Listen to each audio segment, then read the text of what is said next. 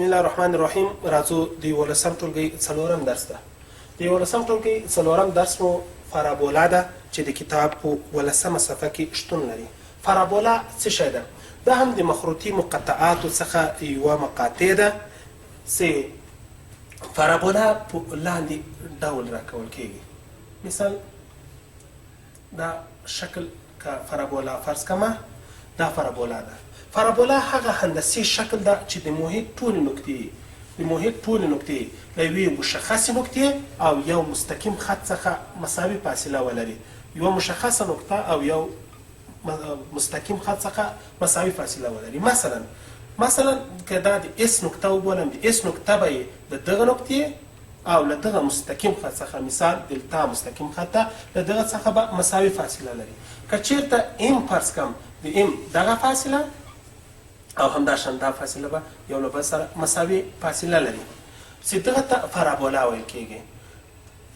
که چیرته دغه پارابولا ده، دغه مشخصې نقطې ته پارابولا محراق وایي.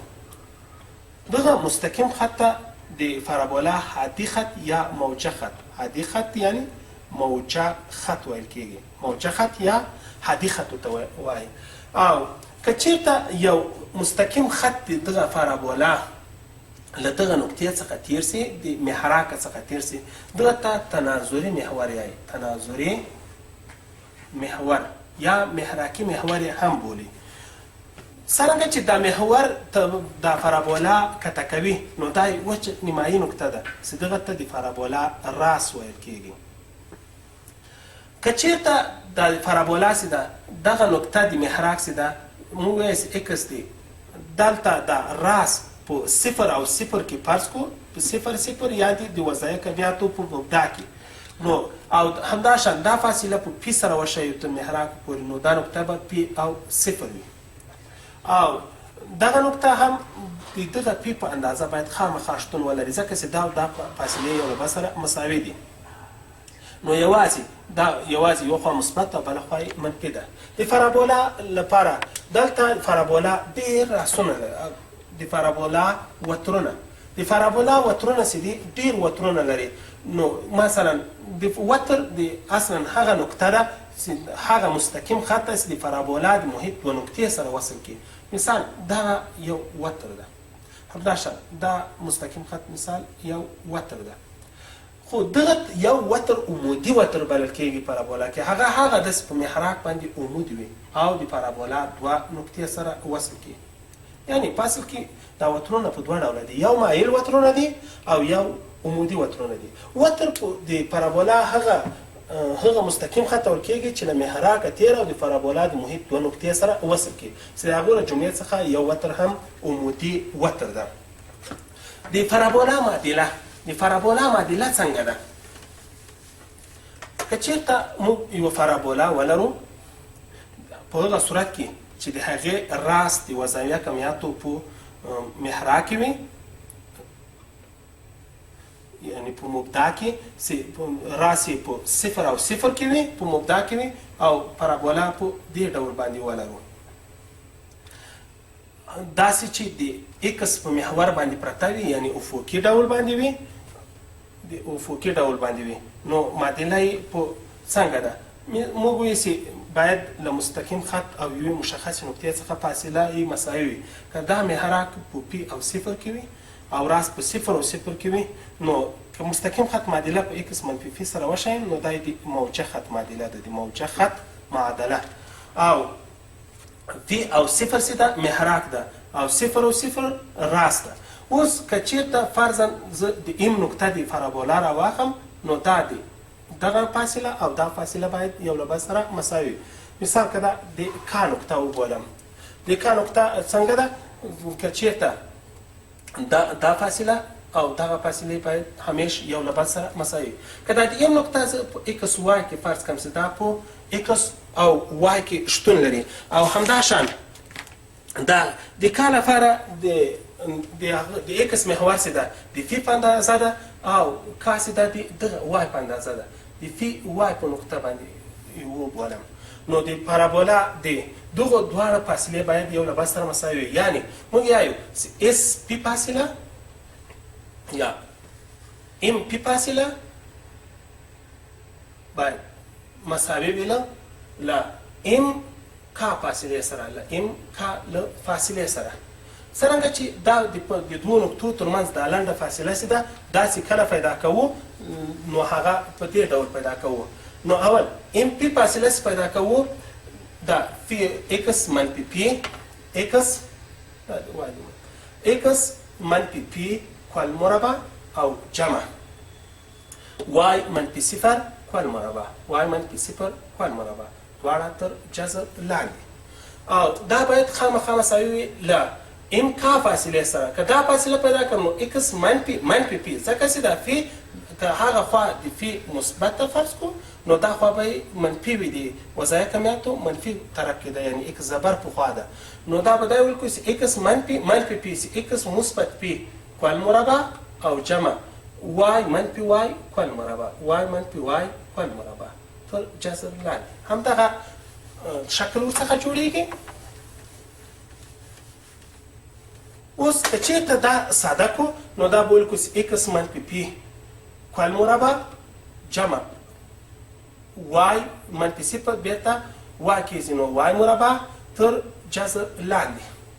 او دا مساوي ده ایکس جمع فی کل مربع او وای منفي وای خو صفر کېږي نو صفر سي مربع سي بېرته صفر تر جذر لاندې. دا به ورسره خلاصي نو ایکس منفي پی کل مربع جمع وای مربع تر جذر لاندې دا به مساوي سي له ایکس مثبت فی سره. دې لپاره چې جذر خلاص کړو نو دا خوا هم مربع کوو او دا خوا هم مربع کوو. دا به سره خلاصي یوازې پاتې به سي ایکس منفي پی کل مربع جمع وای مربع مساوي ده له ایکس جمع فی کل مربع سره. دواړه خواوې مطابقتونه دي انکشاف ورکوو. نو ایکس مربع منفي 2 ایکس فی او جمع فی مربع او جمع وای مربع به مساوي سي له ایکس مربع جمع 2 ایکس فی او جمع فی مربع سره. دا فی مربع له فی مربع سره او ایکس مربع له ایکس مربع سره خلاصیږي. نو پاتې کېږي وای مربع مساوي ده له 2 ایکس فی او منفي 2 ایکس فی چې ورته دواړو خواو څخه منفي کم نو دواړو خواو ته ور جمع کم نو مثبت 2 ایکس فی سره. نو وای مربع به مساوي سي 2 ایکس فی او 2 ایکس فی 4 ایکس فی. دغه اخرنۍ معادله چې ده دا د پارابولا معادله ده، یعنې وای مربع مساوي ده له 4 ایکس فی سره. نو د پارابولا معادله په دې ډول لیکو په هغه صورت کې چې د پارابولا راس د وضعیه کمیاتو په مبدا یعنې په صفر او صفر کې وي او پارابولا د ایکس په محور باندې پرته وي، د ایکس په محور باندې پرته وي نو وای مربع مساوي ده له 4 ایکس فی سره. او که راس په صفر او صفر کې و یعنی د وضعیه کمیاتو په مبدا کې و او پارابولا د وای په محور باندې پرته وه نو بیا ایکس مربع مساوي کېږي له 4 فی وای سره. یعنی تاسو به یې په لنډ ډول باندې داسې یاد کړئ که چېرته وای مربع و پارابولا د ایکس په محور باندې پرته ده او که چېرته ایکس مربع راغلی و پارابولا د وای په محور پرته ده، یا که په اخر کې ایکس راغلی و پارابولا د ایکس محور ده او که وای راغلی و پارابولا د وای په محور باندې پرته ده. په دې اوس څرنګه چې پارابولا 4 حالتونه لري، مثلا دا یوه پارابولا ده د دغه به یا ښي خواته خوله خلاص یا به کیڼې خواته خوله خلاصېږي یا به پورته طرف ته او یا لاندې طرف ته. 4 حالتونه لري. نو د دغه لپاره پی پیدا کوو. که چېرته پی لویه له صفره راغله نو پارابولا خلو ښي طرف ته خلاصېږي، ښي طرف ته. او که د ایکس محور وه او د پی قیمت کوچنی له صفره رسو یعنې منفي سو د پارابولا خلو کیڼ طرف ته خلاصېږي. او که چېرته د وای په محور وه فی که چېرته لویه سوه له صفره نو د پارابولا خلو پورته طرف ته خلاصېږي، پورته طرف ته خلاصېږي. او که چېرته فی کوچنۍ سوه له صفره یعنې منفي راغله په هغه صورت کې بیا د پارابولا خلو د وای په محور باندې لاندې خواته خلاصېږي یا کښته طرف ته خلاصېږي.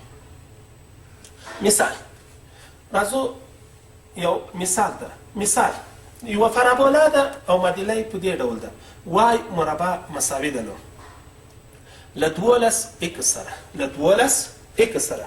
تاسو په دغه معادله کې اول راس په کومه نقطه کې واقع دی پارابولا، دوهم محراک په کومه نقطه کې ده، دریم خلوی کوم طرف ته خلاصیږي، او څلورم د موجه خط معادله یې ولیکئ. موجه خط معادله یې ولیکئ. دا چې څرنګه چې د ایکس او له وای څخه کوم عددونه منفي سوي نه دي، نو دا معادله په اصل کې د راس یې ده په صفر او صفر کې واقع ده، نو دغه پارابولا راس په صفر او صفر کې وجود لري. دوهم محراک یې چیرته ده؟ د محراک لپاره موږ په دې ډول محراک ښوولی و چې که چیرته اول د دغه لپاره که چیرته معادله د ایکس په محور باندې وه، نو محراک به په پی او صفر کې وي، او که د وای په محور وه بیا به په صفر او فی کې وي. نو څرنګه چې دا معادله د ایکس په محور ده، یعنې اخر ته ایکس راغلی ده، نو د پارابولا راس په دې ډول پیدا کوو. د پارابولا معادله د ایکس په محور باندې عموما راکوه سوې وای مربع مساوي کېږي له 4 فی ایکس سره، او د 4 فی په ځای باندې اوس 12 راغلی دي. که دواړه خواوې په 4 باندې وویشو، نو د پی قیامت په اصل کې 3 ده، نو د پی قیامت 3 ده. نو د محراک نقطه سیده یا محراک مختصات چې دي هغه 3 او 0 دی، او خلوی کوم طرف ته خلاصیږي. څرنګه چې پی مساوي په 3 ده او 3 لوی له صفر څخه له صفر دی، د ایکس محور باندې مثبت عدد ده، نو دا ښي طرف ته خلاصیږي، نو خلوی ښي طرف ته. او بل د موجه خط معادله یې ولیکئ. د موجه خط معادله څرنګه چې د محراک دا د ضد علامه ده، د محراک د نقطې ضد علامه ده، په هغه صورت کې چې راس په صفر او صفر کې وي، نو ایکس مساوي ده، ایکس مساوي ده له منفي 3 سره، یعنې معادله یې ایکس مساوي ده له منفي پی سره، نو ایکس مساوي له منفي 3 سره د دغه پارابولا د موجه خط معادله ده.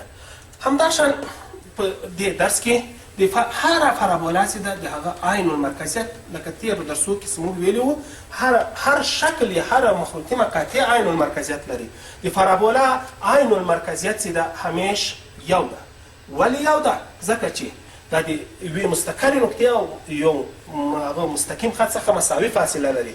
یعنې که چېرته مستقره نقطه د پی په اندازه لرې وه، نو مستقیم خط به هم د پی په اندازه لرې وي. چې دواړه یو په بل وویشل سي، نو یو جوړوي یا یو حاصلوي. نو د پارابولا عین المرکزیت همیش لپاره یو ده. راځو یو بل مثال ته. مثال په دې ډول ده.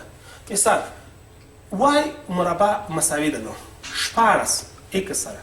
پارابولا معادله ده. اول راس په کومه نقطه کې واقع ده دغه پارابولا، دوهم محور یې کوم محور ده، دریم خلوی په کوم طرف خلاصیږي، څلورم د دغه د موجه خط معادله ولیکئ. موجه خط. پنځم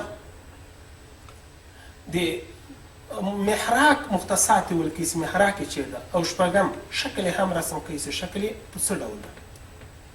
د دې لپاره چې حل کړو، لومړی که معادلې ته وګورو څرنګه چې د ایکس او له وای څخه چې منفي سوي نه دي، او دا ډول شکل راس همیش په صفر او صفر کې واقع ده. دوهم محور یې کوم محور ده؟ په اخر کې دا ده ایکس واقع سوی ده. موږ وایو په اخر کې که ایکس واقع سو یا وای مربع سوی و او ایکس مربع نه و، بس د ایکس په محور باندې واقع ده، نو دا محراکي محور یې د ایکس محور ده. دریم خلوی د پارابولا خلو په کوم طرف خلاصیږي؟ نو د پارابولا د خلو د پیدا کولو لپاره تاسو یوازې دا علامه یاد وساتئ. که دا مثبت وه او د ایکس محور و ښي طرف ته خلاصیږي، که منفي وه نو بیا کیڼ طرف ته خلاصیږي. که د وای په محور و مثبت پورته طرف ته، او که منفي دغه علامه منفي راغله بیا لاندې طرف ته خلاصیږي. څرنګه چې د ایکس محور ده او دا علامه مثبت ده، نو د دغه خلو ښي طرف ته خلاصیږي، ښي طرف ته د دغه پارابولا خلو خلاصیږي. د موجه خط معادله یې ولیکئ. څرنګه چې د موجه خط معادله ایکس مساوي ده له منفي پی سره، په دغه فورمول باندې پیدا کېږي، نو لومړی پی پیدا کوو. نو څرنګه چې عمومي معادله وای مربع مساوي کېږي له 4 فی ایکس سره، نو د 4 فی مساوي ده له 14 سره. په همدغه ډول دواړه خواوې په 4 باندې ویشو، دا به سره خلاصي او پی به مساوي سي له 4 سره. نو د پی قیمت 4 ده، نو د موجه خط معادله به ایکس مساوي سي له منفي 4 سره. محراک یې کوم ځای کې واقع ده؟ د ایکس محور ده، نو په پی او صفر کې به وي، نو محراک یې په څلور او صفر کې ده او شکل یې هم رسم کوي. د شکل د ترسیم لپاره د وضعیه کمیاتو سیستم لیکو. مثال وضعیه کمیاتو سیستم ته اکس زبر او همداشان وای زبر. څرنګه چې راس صفر او صفر کې او محراک څلور هغه لري ده. مثال دلته محراک ته په څلور او صفر کې دې خواته موجه خطه په منفي څلور اکس مساوي ده په منفي څلور کې. دا مستقیم خطه اکس مساوي ده له منفي څلور سره او پارابولا خلو هم ښي طرف خلاصېږي. نو پارابولا معادله هماغه او شکل به یې په دې ډول باندې وي. دا زموږ د نن ورځې درس. د دې لپاره چې نور هم ښه ورباندې پوه شئ، تاسو د کتاب د 22مې صفحې د تمرین مثالونه په خپلو کتابچو کې حل کړئ.